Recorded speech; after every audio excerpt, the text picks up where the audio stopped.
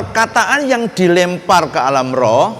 Jadi perkataan yang dilempar dari dimensi yang ketiga ke dimensi yang keempat, yang tidak kasat mata itu, yang berasal dari orang percaya kepada Tuhan maupun tidak, ya, dan terjadi di alam nyata dalam jangka pendek ataupun antar generasi oleh karena Tuhan atau karena setan. Jadi semua yang diperkatakan dilempar di alam roh, ya, oleh semua orang, baik orang percaya kepada Tuhan atau tidak, ya, kemudian terjadi di alam nyata, begitu ya, dari alam roh kemudian menjadi nyata di alam fisik, begitu, ya. Waktunya kapan? Bisa seketika, bisa dalam waktu yang pendek, atau dalam jangka waktu yang panjang, yaitu antar generasi. Dan itu bisa dilakukan baik oleh anak-anak Tuhan maupun bukan, ya.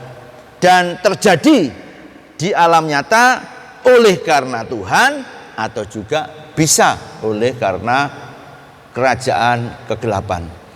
Ya, iblis suka sekali bermain ini di perkataan manusia. Ini perlu kita sadari, ya. Suka atau tidak, itu yang terjadi.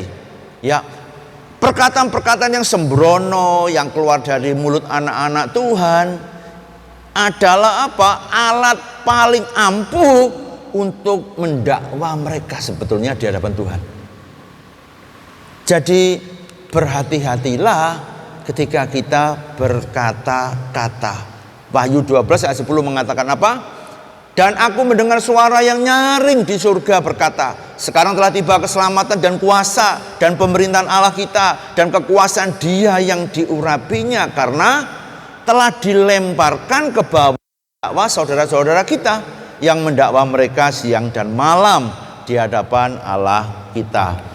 Perhatikan, perkataan negatif, caci makian yang berupa kutuk, ya, adalah celah bagi setan untuk bekerja. Hati-hati, kemarin sudah saya sampaikan cara kerja setan seperti ingat seperti apa? Air. Ya, sekecil apapun akan merembes, bisa tembus, bisa masuk. Ya, perkataan-perkataan negatif, perkataan-perkataan yang buruk ini apalagi celah bagi kuasa kegelapan untuk menguasai orang itu atau menjadikan perkataan itu nyata. Ya, begitu kutuk dilempar seseorang ke alam roh dengan kebencian, setan menangkapnya dan mewujudkannya di alam nyata. Jadi hati-hati fakta-faktanya. Ya, selain secara mental, perkataan kutuk yaitu perkataan negatif itu sendiri ya memang dapat merusak, ya. Perkataan itu sendiri dapat merusak sebetulnya. Ya, tanpa melibatkan setan pun itu bisa merusak. Ya. Tetapi juga jadi apa yang sempat saya pesan adalah apa? Berhati-hatilah dengan setiap perkataan-perkataan kita. Tetapi diketahui jangan gentar ketika saudara dikutuki oleh seseorang, ya. Jangan terintimidasi, ya, jangan gentar. Karena apa? Kutuk tidak akan mengenai kita apabila kita ini berjalan di dalam hukum-hukum Tuhan. Pada waktu kita berjalan di dalam hukum-hukum Tuhan, nggak ada yang bisa mendakwa kita. Kita yang akan dibela oleh Tuhan. Ketika kita mulai didakwa tidak ada bukti. Perhatikan, ya. Perkataan orang percaya dan yang takut akan Tuhan mempunyai otoritas karena Tuhan telah menaruh kuasa di mulutnya untuk mematahkan kutuk dan mengalahkan segala perbuatan setan. Yeremia 1 ayat 9 sampai 10 saya akan bacakan. Lalu Tuhan mengulurkan tangannya dan menjamah mulutku.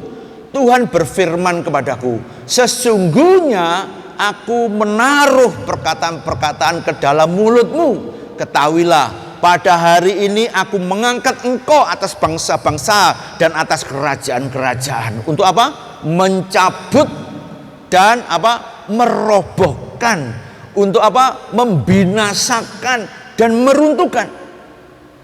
Selanjutnya dikatakan apa? Untuk membangun dan menanam. Amin.